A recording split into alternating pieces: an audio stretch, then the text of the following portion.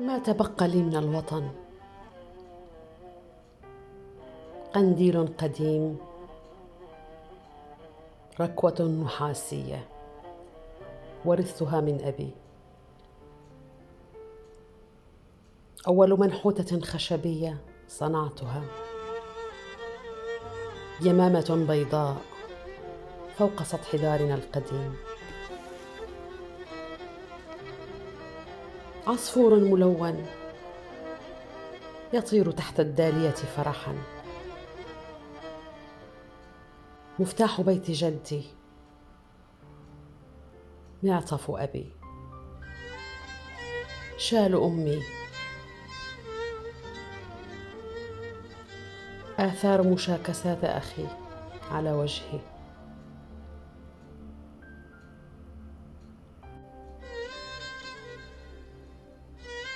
دموع اشتياق أختي لي، وردة المانوليا،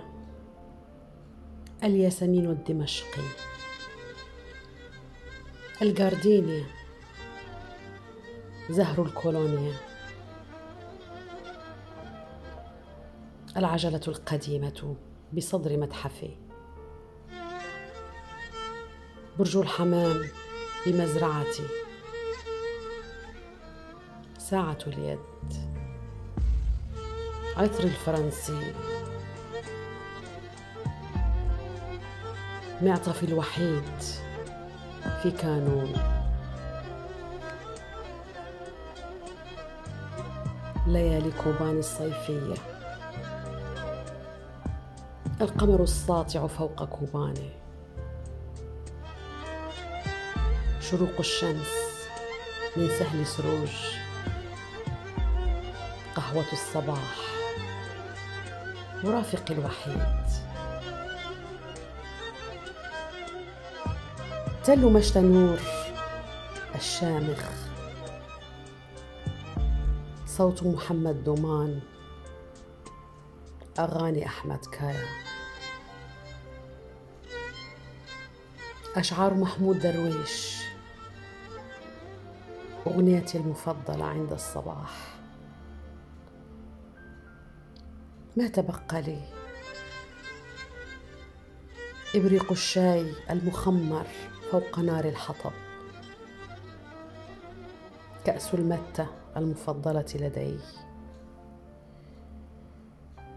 لفافة تبغي، علبة الكبريت،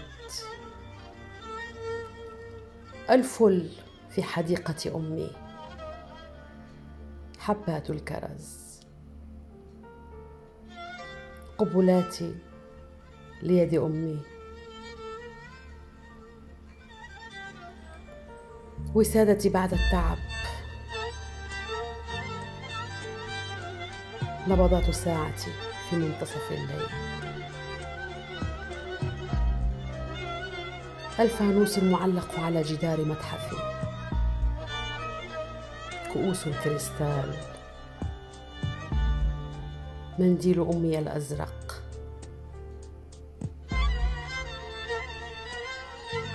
نشوة اللقاء بعد غياب طويل. هذا كله ما تم تخزينه ها هنا بالذاكرة المتعبة.